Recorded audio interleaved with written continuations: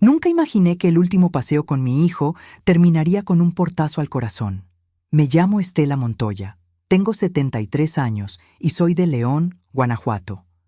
Hoy vengo a contarte una historia que aún me duele, una herida que no ha cerrado y que, aunque intento olvidar, regresa cada vez que veo una camilla, una sala de espera o una madre sentada sola. Decidí compartir esto porque hay silencios que gritan y porque sé que allá afuera hay muchas mujeres como yo, que dieron la vida entera por sus hijos y al final fueron dejadas atrás como si nada. Si alguna vez te han traicionado de la manera más inesperada, quédate conmigo. Te invito a dejar tu comentario, darle like si esto toca tu corazón y suscribirte para que más personas escuchen estas historias que merecen ser contadas. Porque lo que estoy por revelarte no es fácil. Mi hijo me llevó al hospital y se fue sin volver jamás. Era un lunes por la mañana, uno de esos días comunes que parecen no prometer nada especial, ni bueno ni malo. El cielo estaba nublado y el viento que entraba por la ventana de la cocina traía consigo un olor a tierra húmeda, como si anunciara que pronto llovería. Me sentía un poco mareada, pero pensé que era porque no había desayunado bien. Me hice un café, como cada mañana, y me senté en la mesa redonda junto a la ventana, donde siempre me gustaba ver pasar a los vecinos con sus niños rumbo a la escuela. David, mi hijo, estaba en su cuarto, trabajando desde la computadora. Desde que empezó a hacer home office, como le decía él, pasábamos más tiempo en la misma casa, pero hablábamos menos. Era como si nuestras vidas se tocaran solo en los pasillos, cuando cruzábamos camino al baño o a la cocina. A veces me daba la impresión de que mi presencia le molestaba, aunque nunca me lo dijo directamente. Me llevé la taza a los labios, pero antes de poder tomar el primer sorbo, el mundo me dio una vuelta brusca. El mareo fue repentino y fuerte, como si alguien hubiera movido el piso bajo mis pies. Sentí un sudor frío en la nuca y el corazón me empezó a latir con una fuerza que me asustó. Me aferré al borde de la mesa con ambas manos, intentando mantenerme firme. Respiraba entrecortado y una presión en el pecho me hizo pensar en lo peor. ¿Será un infarto?, me pregunté paralizada. ¡David!, alcancé a gritar con la voz quebrada. En menos de 10 segundos, mi hijo estaba ahí, parado en la entrada de la cocina con el rostro pálido. Corrió hacia mí, me sostuvo por los hombros y me dijo con voz tensa: «Mamá, te llevo al hospital, ¿no te ves bien?» Estoy bien. Solo me mareé», balbuceé, aunque sabía que no era cierto. No quiso escuchar razones. Me ayudó a levantarme y caminamos despacio hasta el coche. Sentí cómo su mano temblaba al sostener la mía. En ese momento, dentro del miedo que sentía, me dio un pequeño alivio pensar: todavía le importo. Durante el trayecto al hospital, David no dijo mucho.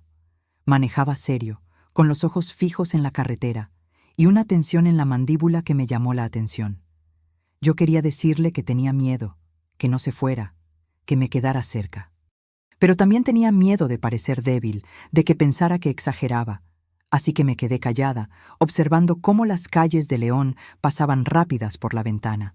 Llegamos al hospital del IMSS en el centro de la ciudad. Había mucha gente esperando afuera, como siempre.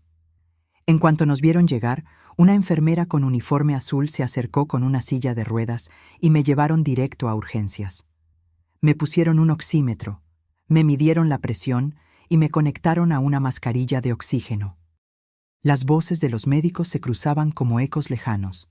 «Saturación baja, presión inestable», decía una doctora mientras me revisaba. Yo solo quería ver a David. Lo busqué con los ojos y lo vi al fondo, hablando con alguien en recepción. Parecía estar explicando algo con rapidez. Vi que firmaba papeles, que asentía con la cabeza y que de vez en cuando lanzaba miradas nerviosas hacia mí. Una parte de mí se tranquilizó. Pensé: está pendiente, todo va a estar bien. Una hora después se acercó a mi camilla. «Mamá, ya te están atendiendo. Voy a salir un momento a comprar algo de comer, no tardo». «¿Pero me vas a esperar?», Le pregunté con voz débil. Claro, mamá, solo salgo un ratito. Me acarició la frente, pero su mirada era esquiva. No me dio un beso. No me abrazó. Solo se fue. Pasaron 2 horas, luego 4. Me movieron a observación. Yo seguía esperando. Cada vez que alguien se acercaba a la puerta de la sala, pensaba que sería él. Cada paso en el pasillo me daba esperanzas, pero no llegaba. Al día siguiente, me informaron que tenía una insuficiencia respiratoria leve, posiblemente por una infección no tratada o estrés acumulado. Me recetaron reposo, inhaladores y un monitoreo por unos días. Me tranquilizó saber que no era algo grave.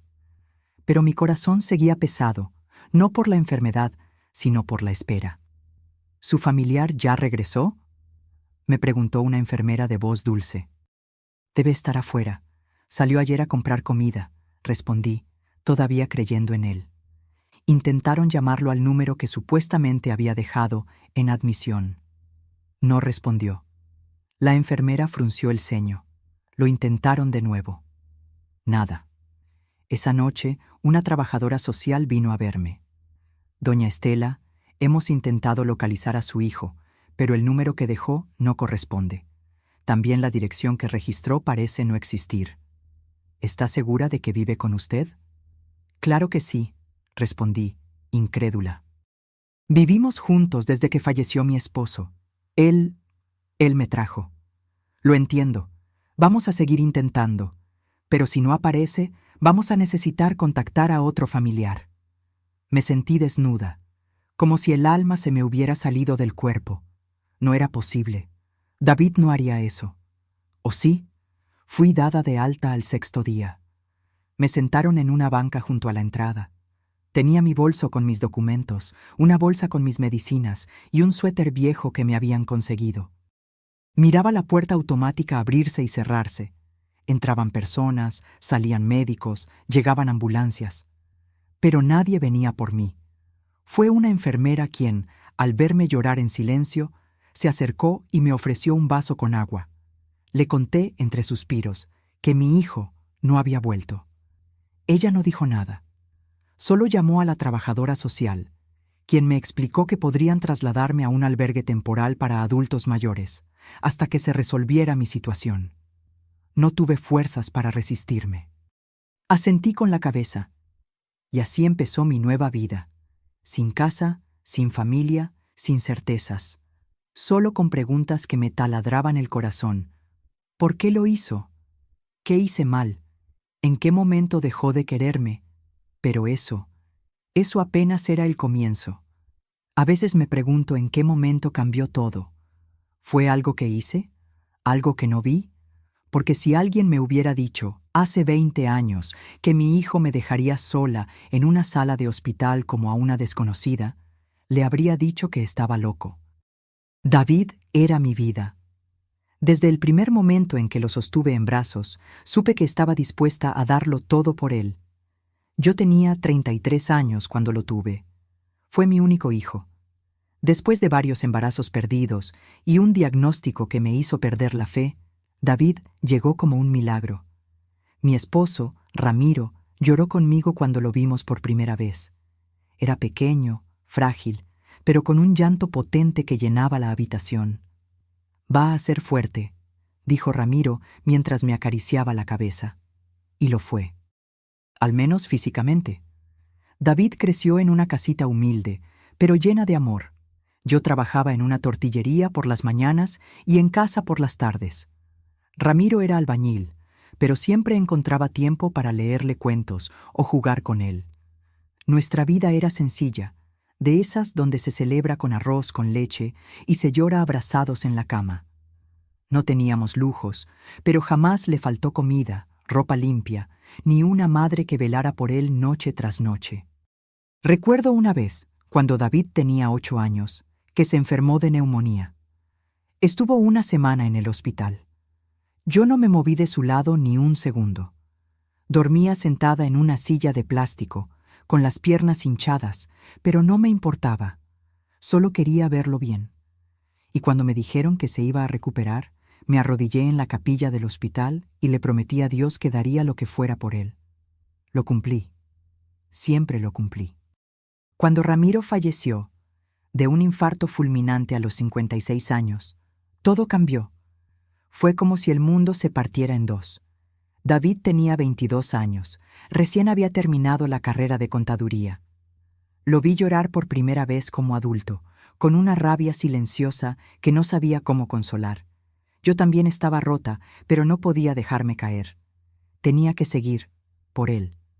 Vendí la casa donde habíamos vivido todos esos años para pagar sus estudios finales, el título, y ayudarlo a establecerse. Me fui a vivir a un cuarto rentado mientras él se instalaba en un pequeño departamento con su novia de entonces, Carla. A veces lo llamaba y no contestaba. O me decía que estaba ocupado. Yo entendía.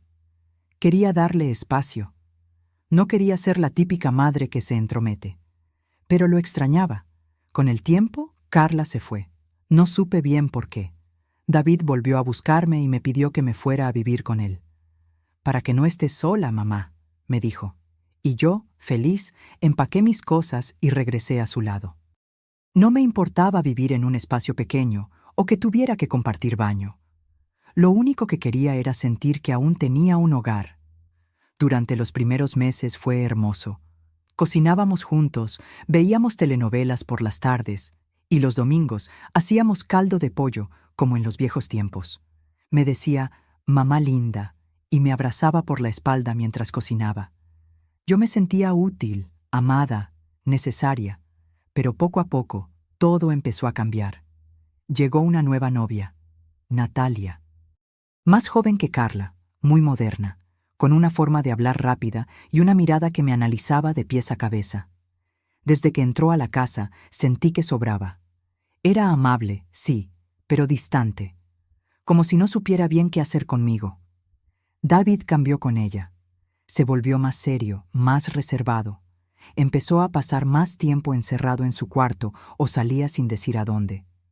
Las comidas juntos se hicieron raras, los abrazos más escasos. Una noche lo escuché discutir con Natalia. No quise ponerme a espiar, pero escuché claramente cuando ella dijo, «No podemos tener una vida normal con tu mamá aquí todo el tiempo». Me quedé helada. Me dolió más de lo que quise admitir. Me fui a mi cuarto, cerré la puerta y lloré en silencio, como hacía muchos años no lo hacía. Pero a la mañana siguiente me sonrió como si nada hubiera pasado. Me trajo un pan dulce y me dijo que estaba guapa con mi bata nueva. Yo fingí que no había escuchado nada.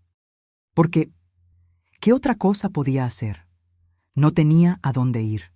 Mi familia estaba lejos y algunos ya ni vivían. Mi vida era él, solo él. Así pasaron los meses. Me sentía cada vez más invisible, como si fuera un mueble que estorba, una sombra que camina por la casa sin hacer ruido. Pero seguía cocinando, limpiando, esperando una palabra bonita, una caricia. Me conformaba con poco, a veces demasiado poco. Y luego vino aquel lunes, el mareo, el hospital y la desaparición. Ahora, al mirar atrás, me doy cuenta de que hubo señales, miradas evitadas, silencios incómodos, desprecios disfrazados de ocupación. Pero yo no quise verlos, porque cuando amas con todo el corazón, a veces prefieres quedarte ciega para no perder lo poco que te queda. Nunca pensé que el abandono pudiera llegar en forma de ausencia prolongada, de silencio, de la simple falta de una llamada. Pero así fue. No hubo una pelea, ni una discusión final, ni un portazo. Hubo algo peor, el olvido. El desinterés disfrazado de casualidad. Y esa es una herida que no se ve, pero que duele como si te arrancaran la piel.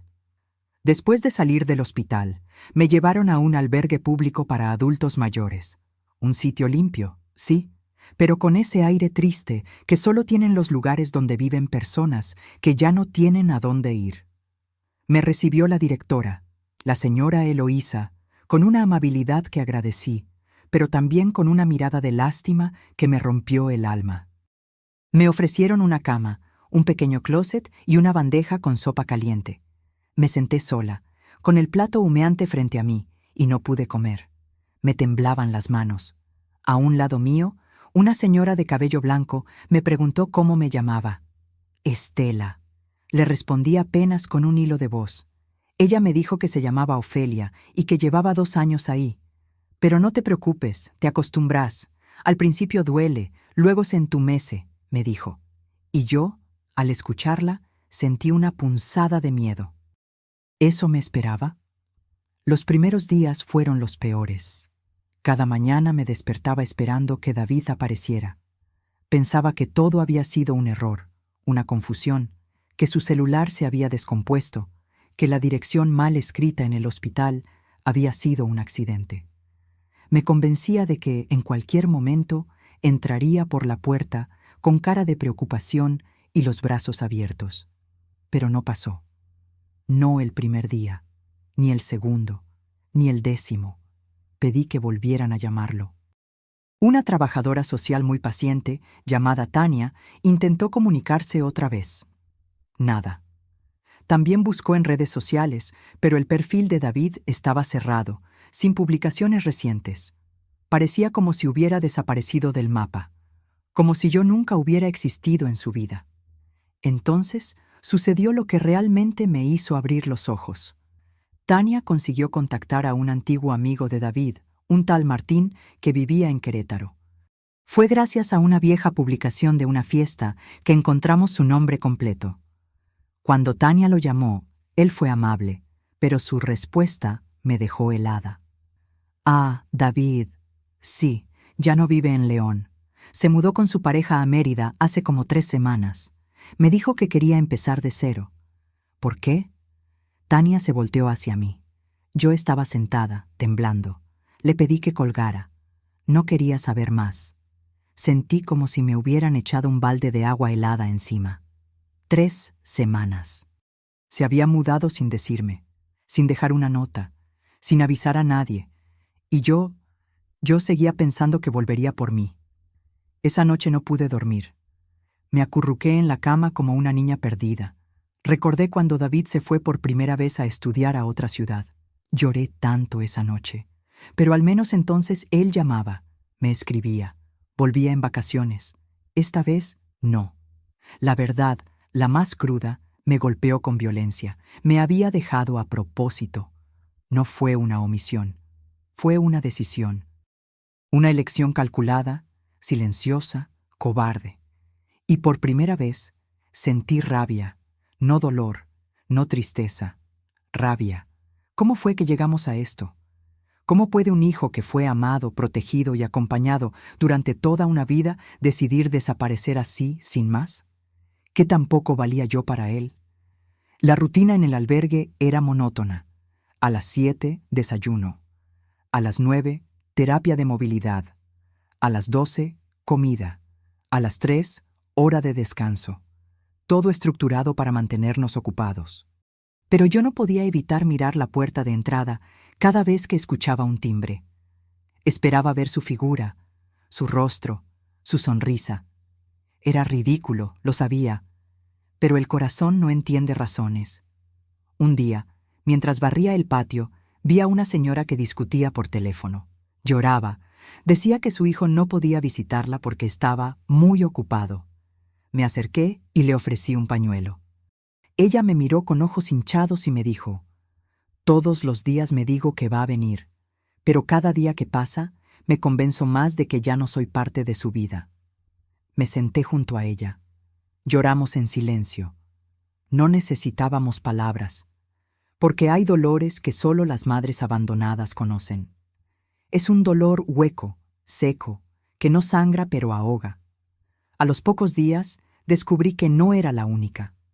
Había varias mujeres allí que habían sido dejadas por sus hijos, algunas con excusas, otras simplemente con una maleta en la puerta de un hospital. Era como una epidemia silenciosa, una generación entera de madres desechadas por aquellos a quienes dieron la vida. Y aún así, muchas seguíamos esperando. Yo lo esperaba, a pesar de todo, porque aunque su traición me había roto en 1000 pedazos, seguía siendo mi hijo.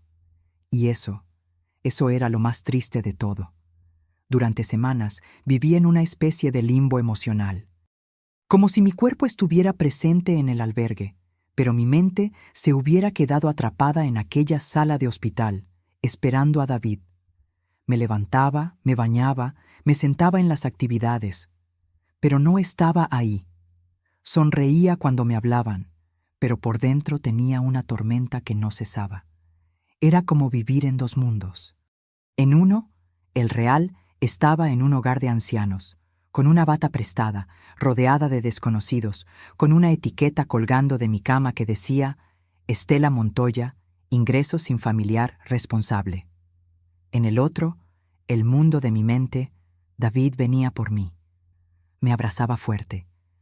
Me decía que todo había sido un error, que se había sentido presionado, confundido, pero que me amaba, que no podía vivir sabiendo que yo estaba sola. Pero ese mundo era solo mío. A veces me aferraba a pequeños detalles para convencerme de que no todo estaba perdido. Por ejemplo, el hecho de que no hubiera bloqueado mi número. Aún podía enviarle mensajes, y lo hice. Le escribí un «Hola, hijo, estoy bien. ¿Cómo estás tú?» No hubo respuesta. Un día después, otro mensaje. «Te extraño. Solo quiero saber si estás bien». Silencio. Pasaron semanas. Nunca me contestó, pero no me bloqueó. Para mí, eso era una señal. Una puerta entreabierta. Una tarde, mientras ayudaba a organizar el ropero común del albergue, encontré una bufanda parecida a la que yo le tejía a David cuando era adolescente. La tomé entre mis manos y lloré como una niña. Era ridículo pensar que pudiera ser la misma, pero mi corazón desesperado la reconocía como un lazo. Me la llevé al cuarto, la doblé con cuidado y la puse bajo la almohada. Era como tener una parte suya conmigo. La señora Ofelia, con quien compartía cuarto, me observaba con compasión. Una noche, mientras tejía en su cama, me dijo algo que me caló hondo. «Usted no quiere aceptar que la dejó, ¿verdad?» No supe qué contestar. Solo la miré con los ojos llenos de lágrimas. A mí también me costó. Pensaba que mi hija vendría por mí. Me decía, «Está ocupada, tiene niños, se le pasó». Pero un día entendí que, aunque la sigo amando, ella ya no me ama igual. Y duele, pero también libera. Esas palabras me dolieron más que cualquier diagnóstico médico. Me fui al baño esa noche y lloré frente al espejo. Me observé largo rato. Mi rostro estaba ajado, cansado, con los ojos hundidos. Me pregunté si David me veía así, si eso le causaba vergüenza, si prefería olvidar que tenía una madre vieja y enferma. La rabia volvía por momentos, pero era vencida por el amor, porque, aunque me doliera admitirlo, seguía amándolo con todo mi ser. Lo había hecho por más de 70 años. ¿Cómo se deja de amar a un hijo? ¿Dónde se guarda ese cariño? ¿Cómo se apaga? Intenté convencerme de que debía olvidarlo. Incluso le dije eso a Ofelia una noche, con voz firme. «Voy a hacer como si nunca hubiera tenido hijos. Es lo mejor». Ella solo asintió, pero ambas sabíamos que era mentira, porque al día siguiente, al escuchar el timbre del portón principal, corrí, como siempre, con el corazón en la mano, pensando que quizás, solo quizás, era él. Y no lo era. Nunca lo era. Así pasaron los días, algunos con esperanza, otros con ira, otros con un vacío insoportable. Había momentos en los que quería gritar, romper algo, sacarme el corazón del pecho para dejar de sentir. Pero no lo hacía. Solo apretaba los dientes, me sentaba junto al jardín y miraba las flores. Era mi única forma de respirar. Empecé a escribir cartas, no para enviarlas, sino para vaciar lo que llevaba dentro. Le escribía como si me escuchara. «David, no entiendo por qué te fuiste. Si necesitabas espacio, te lo habría dado. Si sentías vergüenza, podríamos haber hablado. Si ya no querías vivir conmigo, solo tenías que decirlo. Pero dejarme así fue como matarme sin enterrarme. Aún así, te amo. Siempre lo haré. Mamá». Guardaba las cartas en una caja que me dieron para mis pertenencias. Era mi pequeño secreto, mi forma de mantenerme cuerda. Negaba lo evidente. Me convencía de que todavía podía arreglarse. Me aferraba a la posibilidad de que se arrepintiera.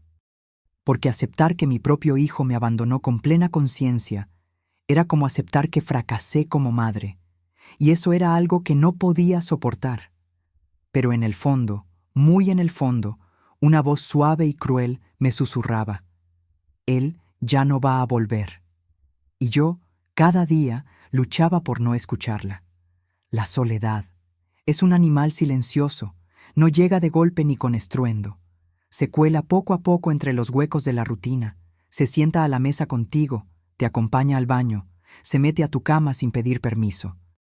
Y cuando te das cuenta, ya vive contigo, respira contigo, piensa por ti. En los días que siguieron, mi cuerpo empezó a resentir no solo el abandono, sino la ausencia total de afecto. Me sentía como si estuviera de luto, no por un muerto, sino por un vivo que decidió matarme en su vida. Esa clase de duelo es peor, porque no tiene ceremonia. No hay velorio, ni rezos, ni pésames. Solo el silencio y la pregunta eterna: ¿por qué? Mi salud se volvió inestable. Empecé a tener insomnio. Me dolían las articulaciones. Me faltaba el apetito. La doctora del albergue me recetó vitaminas, pero yo sabía que lo que me hacía falta no estaba en ningún frasco. Era calor humano. Era mi casa. Era la voz de mi hijo diciéndome: «Buenos días, mamá». En las actividades grupales me costaba participar. Las demás mujeres hablaban de sus familias, algunas con alegría, otras con tristeza, pero hablaban. Yo, en cambio, no sabía qué decir. ¿Cómo explicar que mi hijo me había dejado en un hospital como si yo fuera un mueble viejo? ¿Cómo confesar que ni siquiera sabía en qué ciudad vivía? Pasaba horas en el jardín, mirando cómo las hojas caían de un árbol de jacaranda que había en una esquina. Era mi lugar, mi refugio. Sentarme ahí me daba un poco de paz. Recordaba las veces que David corría por el patio cuando era niño, con una capa de Superman que le hice con una sábana vieja. «Mamá, mira cómo vuelo», gritaba. Y yo reía con el alma. No había dolor entonces, solo amor. Una tarde, mientras regaba unas plantas, me di cuenta de que mi cuerpo temblaba. No de frío. Era como una angustia que se había alojado en mis huesos. Sentí que me desvanecía. Me senté en el suelo y me abracé las rodillas. Lloré en silencio. No quería que nadie me viera así, tan rota, tan sola. Fue entonces cuando empecé a escribir mi nombre completo en una libreta que me dieron. Estela Montoya, 73 años, León, Guanajuato. Lo hacía una y otra vez, como si con eso afirmara mi existencia, como si recordarme a mí misma fuera un acto de resistencia. Porque cuando nadie te llama, cuando nadie te nombra, una parte de ti empieza a desaparecer. Las consecuencias del abandono no eran solo emocionales, también eran prácticas. No tenía un domicilio propio. No podía cobrar mi pensión sin ayuda del personal del albergue. Mis cosas personales se reducían a una bolsa con ropa, una Biblia vieja y una foto descolorida de David cuando era niño. Todo lo demás lo había perdido. Mi casa, mi independencia, mi rutina, mi rol como madre. Una de las cuidadoras, Rosita, me observaba con compasión. Un día se sentó conmigo y me dijo: «Doña Estela, ¿quiere hablar con alguien? Hay una psicóloga que viene los jueves». Le agradecí, pero le dije que no. ¿Qué me podía decir una psicóloga? ¿Que debía perdonar? ¿Que debía soltar? No estaba lista, ni quería estarlo, porque parte de mí aún esperaba, porque dentro de toda esa soledad una pequeña llama seguía encendida. A veces escuchaba mi nombre en sueños. «Mamá», decía David. Me despertaba agitada, con el corazón latiendo como tambor. Miraba la puerta. Nadie, solo el crujido del ventilador y el murmullo de las otras mujeres dormidas. Una noche, Ofelia me tomó de la mano mientras ambas fingíamos dormir. No dijo nada, solo me apretó con fuerza, y en ese gesto encontré más consuelo que en todas las palabras que me habían ofrecido. Así aprendí que la soledad no siempre es silencio. A veces grita, grita tanto que te deja sorda, y aún así, cada día seguía esperando que él regresara, porque cuando se es madre, la esperanza es lo último que se pierde, incluso si eso significa perderte a ti misma en el intento. No hay fecha exacta para cuando algo empieza a cambiar dentro de ti. A veces es una mirada, otras, una palabra dicha con ternura. En mi caso, fue una enfermera joven y una promesa silenciosa de que no todo estaba perdido. Su nombre era Mariana. La primera vez que la vi, apenas levanté la vista. Estaba sentada en una silla de ruedas en el pasillo del albergue, esperando mi turno para el chequeo semanal. Ella llevaba el uniforme blanco de las practicantes de enfermería de la universidad local, pero su actitud era distinta. Sonreía de verdad. No de esas sonrisas forzadas que uno aprende a identificar después de tanto abandono, sino una sonrisa cálida, de esas que nacen desde el alma. «¿Cómo se siente hoy, doña Estela?», me preguntó mientras me tomaba la presión. «Como cada día, mija. Como si ya no esperara nada», le respondí sin pensar. Ella detuvo lo que hacía y me miró con una tristeza que no era de lástima, sino de empatía. Me sostuvo la mano por un instante. Ese simple gesto fue la primera vez en semanas que alguien me tocaba con afecto. A veces, cuando uno deja de esperar, llegan las mejores sorpresas, me dijo, y se fue a atender a otra persona. Sus palabras quedaron conmigo como una semilla. Durante días, no dejé de pensar en ella. Mariana empezó a venir todos los jueves.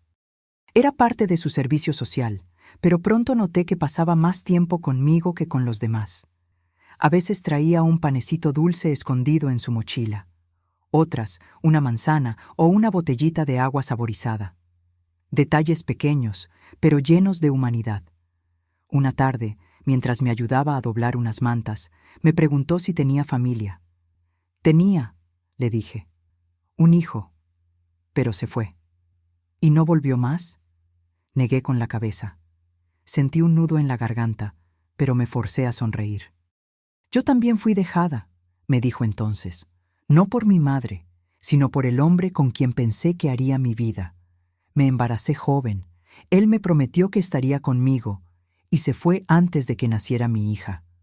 Aquella confesión me dejó sin palabras, no porque fuera trágica, sino porque la compartió conmigo sin reservas, como si me conociera, como si confiara en mí. Empezamos a hablar cada semana. Me preguntaba cómo me sentía, qué cosas me gustaban hacer, qué recuerdos tenía de mi juventud. Le conté de mis días en León, de mi esposo Ramiro, de la casa con el patio lleno de geranios. Ella me escuchaba con los ojos brillantes, como si mis historias le pintaran mundos nuevos. Una vez me trajo una foto. Era de su hija, Sofía, una niña preciosa, de unos 5 años, con los ojos grandes como los de su madre y 2 trenzas que caían sobre los hombros. Me la mostró con orgullo. Sophie me preguntó por qué siempre le hablo de una abuelita que no conoce. Le dije que quizás algún día la conocería. «¿Y quién es esa abuelita?». «Usted», me respondió sin titubear. Sentí un golpe en el pecho. No de dolor, de sorpresa, de ternura. Nadie me había llamado abuelita en años. Y ahora, una niña que no me conocía, me daba un lugar en su corazón. Aquel día, cuando Mariana se iba, me abrazó. Un abrazo sincero, apretado, lleno de cosas que no sabíamos cómo decir con palabras. Me quedé temblando. No sabía qué sentir. No entendía por qué alguien que no me debía nada me ofrecía tanto. Las semanas pasaron. Nuestra relación se hizo más profunda. Un día, Mariana me propuso algo que me dejó sin aliento. «Doña Estela, esto se lo digo con el corazón. No quiero que piense que lo hago por lástima, porque no es así. Mi hija y yo vivimos solas. Tenemos espacio. No mucho, pero suficiente. Y nos sobra amor. Si algún día usted quiere, puede venirse a vivir con nosotras». Me tomó de la mano mientras me lo decía. Yo solo podía mirarla, sin saber si reír o llorar. Nunca en mi vida alguien me había ofrecido un hogar así. Ni siquiera mi hijo, después de enviudar, lo hizo con esa calidez. No tiene que decidir ahora. Solo quiero que lo sepa, que lo piense, que sepa que tiene una opción. Esa noche no dormí. Caminé por el pasillo del albergue, envuelta en una cobija, sintiendo que el mundo se había movido. ¿Podía realmente empezar de nuevo? ¿A mi edad? ¿Después de todo lo que había pasado? Me senté en el jardín, junto al árbol de jacaranda. El viento movía las ramas y las flores caían lentamente como lluvia violeta. Me acordé de cuando era niña y soñaba con ser maestra. De cuando me casé con Ramiro y bailamos bajo la lluvia. De cuando David me decía «mamita» y se dormía en mi regazo. Y me di cuenta de algo. Aún estaba viva. Aún podía sentir. Aún podía amar. Le recé a mi esposo esa noche. Le pedí que me diera una señal, que me guiara, que me ayudara a confiar. Y al día siguiente tomé una decisión. No iba a quedarme esperando a alguien que había elegido desaparecer. No más. Le pedí a Mariana que me contara más de su casa, de su hija, de cómo sería vivir con ellas. Y mientras la escuchaba, sentí que el corazón me latía con una fuerza que había olvidado. No sabía si iba a ser fácil, pero por primera vez en mucho tiempo quería intentarlo. El día que dejé el albergue no hubo fiesta, ni música, ni globos. No hubo discursos ni despedidas emotivas. Pero para mí fue uno de los días más importantes de mi vida. Porque no solo estaba dejando atrás un edificio, estaba soltando una espera inútil, un dolor que me había consumido el alma y una versión de mí misma que ya no quería ser. La decisión la había tomado en silencio, como se toman las decisiones más profundas. Mariana vino a verme un jueves, como de costumbre. Nos sentamos bajo el árbol del jardín y después de un rato de conversación, le tomé la mano con fuerza y le dije, «Sí, mija, quiero irme contigo». Sus ojos se llenaron de lágrimas. Me abrazó con cuidado, como si yo fuera de cristal, y me dijo algo que nunca olvidaré. «Gracias por confiar en mí, doña Estela. Prometo que en nuestra casa no le va a faltar amor». Los trámites no fueron sencillos. El albergue tenía protocolos. Había que llenar formularios, demostrar que Mariana podía hacerse responsable legal de mí y conseguir la aprobación de trabajo social. Durante días me preguntaron si estaba segura. Cada vez que lo hacían, mi respuesta era la misma. Sí, ella me dio algo que nadie me da desde hace años: esperanza. Mariana corrió con todos los gastos. Me compró ropa nueva, una pequeña maleta, incluso unas sandalias ortopédicas que me hacían menos daño al caminar. Me trajo una foto enmarcada de su hija Sofía para que me sintiera bienvenida. La mañana que salimos del albergue, Ofelia me abrazó con fuerza. «Váyase tranquila, Estela. Usted ya cumplió con su parte en este mundo. Ahora le toca recibir». Lloré al despedirme. No por tristeza, sino por gratitud. Porque aunque aquel lugar fue testigo de mi dolor más profundo, también fue el puente hacia mi nueva vida. Mariana vivía en una casa modesta en las afueras de la ciudad. Un hogar pequeño pero lleno de color, con dibujos infantiles en las paredes y plantas en latas recicladas en la entrada. Me ayudó a bajar del coche y me presentó a Sofía. «Abuelita», dijo la niña, con una sonrisa enorme, «¿te gustan los hot cakes?» No pude evitar reír. La abracé sin pensar. Su cuerpecito tibio se apretó contra el mío como si siempre hubiera pertenecido allí. En ese momento, algo dentro de mí se acomodó, como si el alma, rota durante tanto tiempo, comenzara a tejerse de nuevo. Esa primera semana fue de adaptación. Dormía en una habitación pequeña, con una camita individual, una cómoda y una cortina rosa que Sofía había elegido. Mariana me preparaba el desayuno antes de irse a trabajar. Sofía me dejaba dibujos bajo la puerta con frases como «Te quiero mucho, abue» o «Eres la mejor cocinera del mundo», aunque todavía no había probado mi comida. Pero no todo fue fácil. Una noche, mientras guardábamos la ropa, Mariana encontró en mi maleta la foto de David cuando era niño. La miró en silencio y me preguntó, ¿alguna vez le vas a decir dónde estás? No supe qué responder. Parte de mí quería gritarle que no, que él no merecía saberlo, pero otra parte, aún lo amaba, y esa parte era más fuerte. Quizás, algún día, dije. La verdad es que tenía miedo. Miedo de que apareciera solo para hacerme sentir culpable.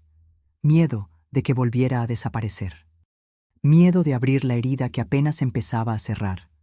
Pasaron 2 semanas. Mariana me llevó al centro a comprar unas telas. Al pasar frente a un café, la vi. Carla, la exnovia de David. Estaba sentada con unas amigas. Mi corazón se detuvo. Quise agacharme, esconderme. Pero Mariana me miró y me dijo, ¿quieres que le hable? Negué con la cabeza. Pero ya era tarde. Carla me había visto. Se levantó de la mesa y vino directo hacia nosotras. Doña Estela, Dios mío, ¿usted está bien? Estoy bien, respondí con voz serena. Vivo con Mariana. Ella y su hija me acogieron. Carla pareció confundida. ¿Y David? Él dijo que usted estaba enferma, que se fue a vivir con una prima a Aguascalientes. Sentí como si el aire se esfumara. Mariana me tomó del brazo. Carla bajó la mirada. Perdón, no debí decirle eso, solo me sorprendió verla. Gracias, Carla, no se preocupe, le respondí con una sonrisa que me dolió fingir. Nos fuimos caminando despacio, en silencio, pero mi interior hervía. David no solo me había abandonado, había mentido sobre mi paradero. Esa noche no pude dormir. Me senté en la cocina con una taza de té y Mariana se sentó conmigo. ¿Está bien? No, pero estoy viva. Y eso ya es algo. Y fue entonces cuando supe que había enfrentado el abandono no con gritos ni reclamos, sino con una nueva vida. Una donde yo decidí mi valor.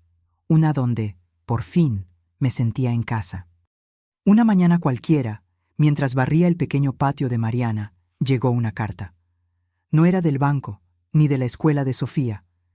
El sobre era blanco, sin remitente, con mi nombre escrito a mano, Estela Montoya.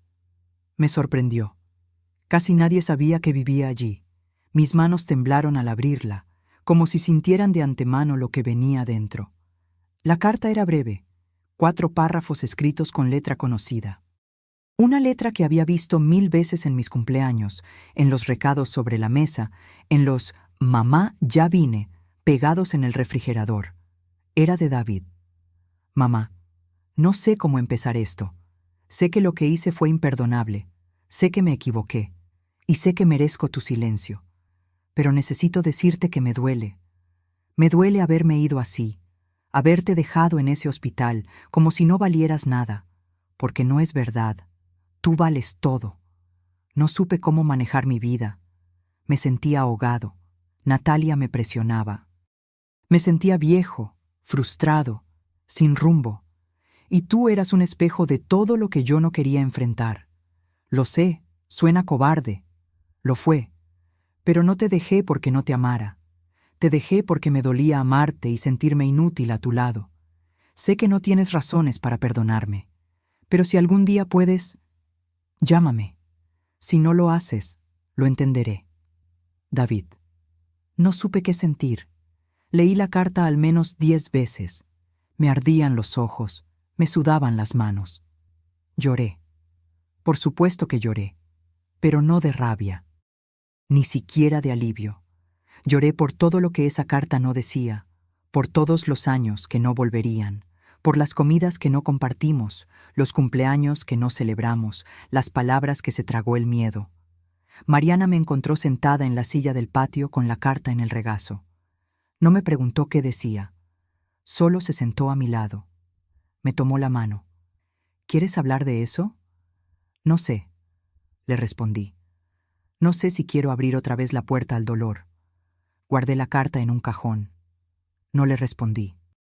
Pasaron días. La carta me pesaba como una piedra en el pecho, pero al mismo tiempo había algo en ella que me conmovía. David no había desaparecido por completo. Existía. Me pensaba. Me recordaba. Una noche, mientras tejía en la sala, Mariana se me acercó con una libreta. «Mire lo que hizo Sofía en la escuela», me dijo con una sonrisa. Era un dibujo. 3 figuras, una mujer con trenzas, una niña con moño y una viejita con un bastón. Tenía escrito: «Mi familia feliz». Debajo, en letras temblorosas de niña pequeña, decía: «Mamá, yo y mi abue Estela». Se me hizo un nudo en la garganta. Acaricié el papel como si fuera un tesoro. Y entonces lo supe. Ya tenía una familia. No era la que imaginé. No era la que crié. Pero era la que me eligió.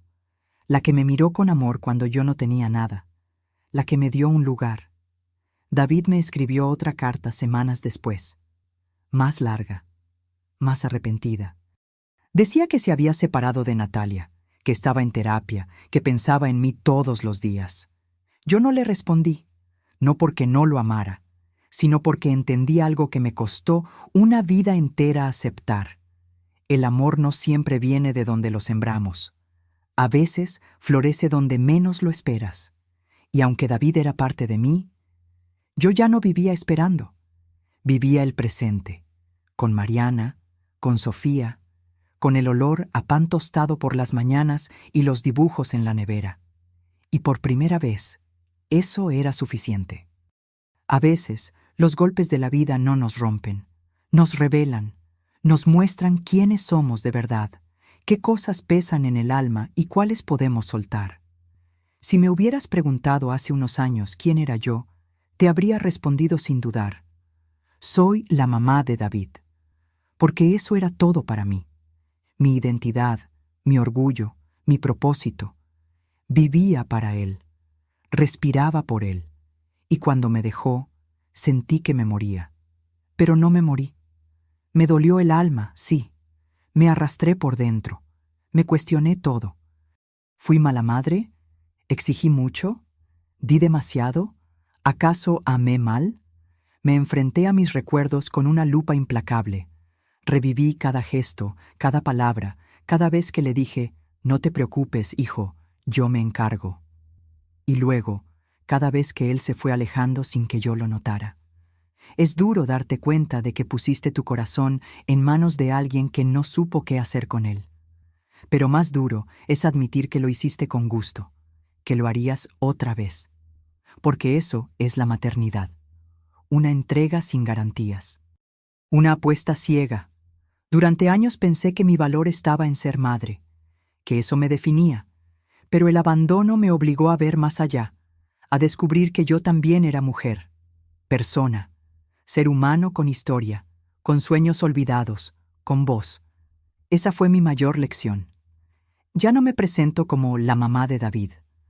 Ahora me llamo Estela Montoya. Tengo 73 años. Nací en León, Guanajuato. Amé profundamente. Fui amada, sí, aunque no de la manera que yo imaginaba. Fui traicionada. Me caí. Pero también fui levantada por manos inesperadas. Mariana no lleva mi sangre, pero lleva mi cariño. Me lo ganó con paciencia, con ternura, con presencia. No necesitó un lazo de sangre para hacerme sentir querida.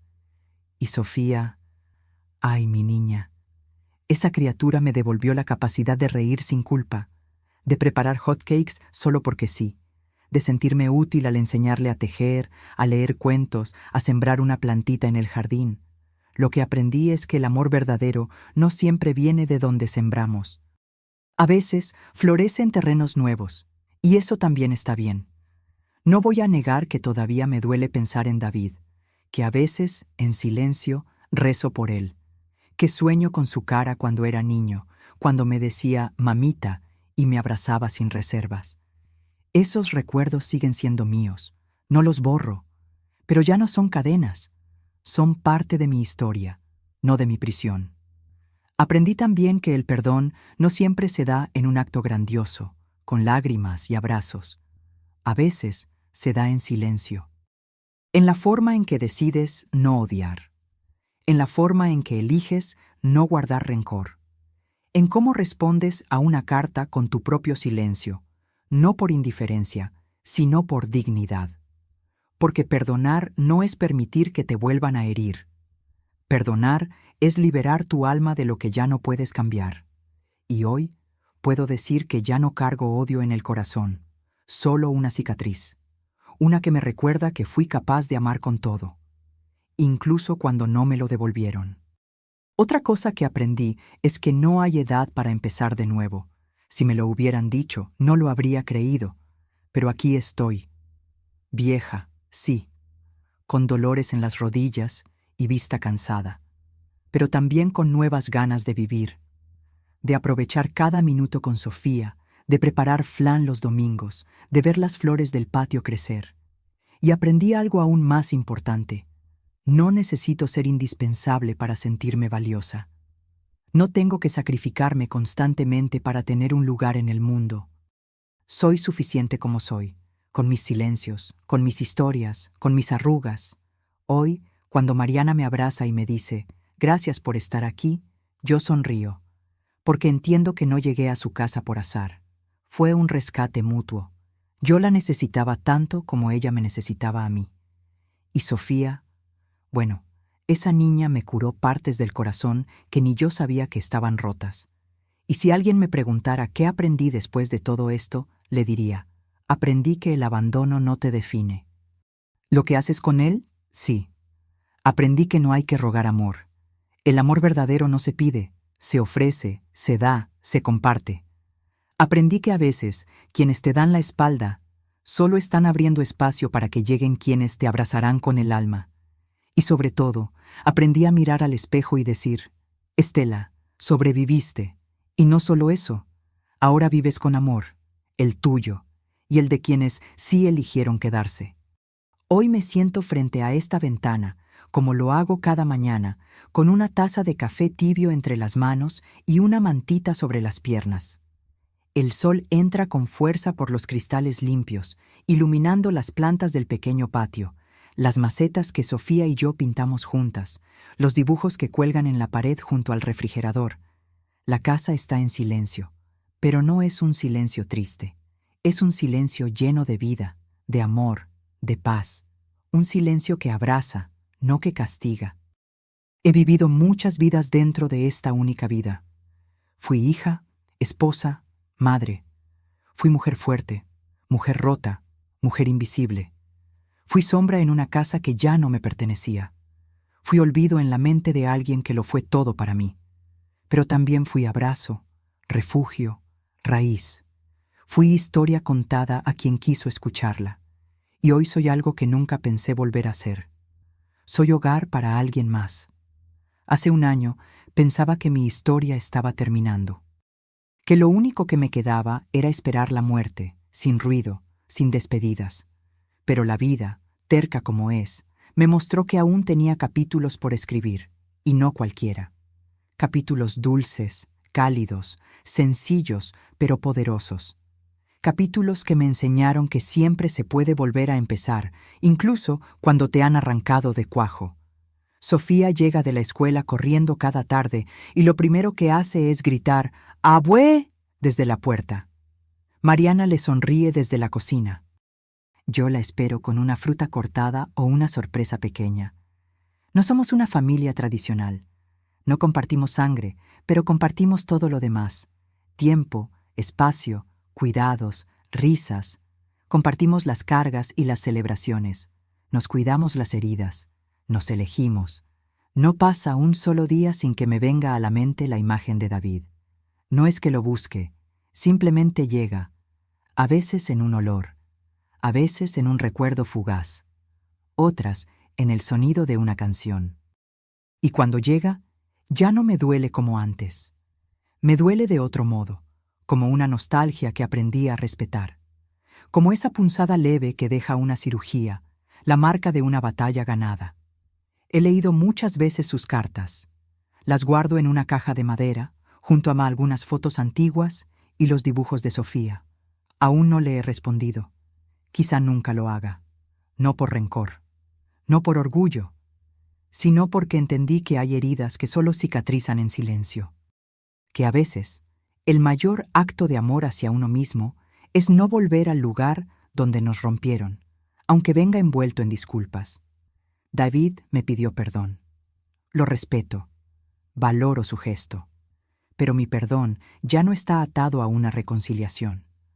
Es un perdón silencioso, íntimo, que me ofrecí a mí misma para dejar de cargar su abandono como si fuera mi culpa. Lo solté, y al soltarlo, me encontré a mí. He aprendido que hay muchos tipos de amor, que el amor materno, aunque profundo, no es el único que nutre, que también existe el amor de la amistad sincera, el amor de una niña que te abraza sin historia previa, el amor de quien te cocina un arroz solo porque sabe que te gusta. He aprendido que el amor no siempre viene de donde lo sembramos, pero siempre llega si tenemos el corazón abierto. La Mariana que conocí como enfermera hoy es para mí una hija de alma. Me lleva al médico, me pregunta cómo dormí, me deja notas en la mesa con dibujitos de caritas felices. Cuando se va a trabajar, me dice, «Cuídese, ama, la quiero mucho». Y yo le contesto, «Yo también, mija», y lo digo con el corazón lleno, porque la quiero, porque me salvó, porque me mostró que aún valía la pena quedarse en este mundo. Y Sofía, ay, mi niña, esa chiquita me ha curado más que cualquier medicina. Me enseñó a ver la vida con ojos nuevos, a reír sin vergüenza, a bailar danzón en la sala con los brazos alzados, a cantar canciones que no entiendo del todo, pero que me hacen feliz. Me convirtió en su abuela sin pedirme permiso. Me hizo sentir necesaria otra vez. Hoy entiendo que no fui abandonada. Fui liberada de una vida que ya no me hacía bien. Que a veces el abandono es, sin saberlo, el inicio de algo mucho mejor. Que lo que parece una tragedia puede ser también un renacer. Que el dolor, cuando se enfrenta con dignidad y verdad, te transforma. Yo soy Estela Montoya. Tengo 73 años. Fui madre, sí, pero también fui muchas cosas más. Y aunque mi hijo me dejó, no me quebré. Me reconstruí con los pedazos que otros vieron valiosos. Me tejí de nuevo con los hilos de nuevos afectos, de nuevos abrazos. Esta historia no tiene un final perfecto. No hay reencuentros milagrosos ni perdones televisivos. Hay algo más real. Hay una mujer que se perdió y se encontró, que fue olvidada y luego amada de nuevo, que lloró en silencio y ahora ríe sin miedo. A ti, que estás escuchando esto, quiero decirte algo desde lo más profundo de mi alma. No importa cuán rota estés, siempre puedes volver a levantarte. No importa quién te dejó atrás, hay quienes están por llegar y te verán como lo más valioso del mundo. No dejes que una traición te robe el amor que aún puedes dar, ni la dignidad que siempre te pertenece. Gracias por escucharme, por dejarme entrar a tu casa, a tu corazón. Si esta historia te tocó, cuéntame la tuya. Déjame un comentario. Suscríbete y recuerda, nunca es tarde para volver a amar. Nunca es tarde para ser feliz. Nunca es tarde para volver a ser tú. Con cariño eterno, Estela Montoya, una mujer que fue olvidada y volvió a florecer.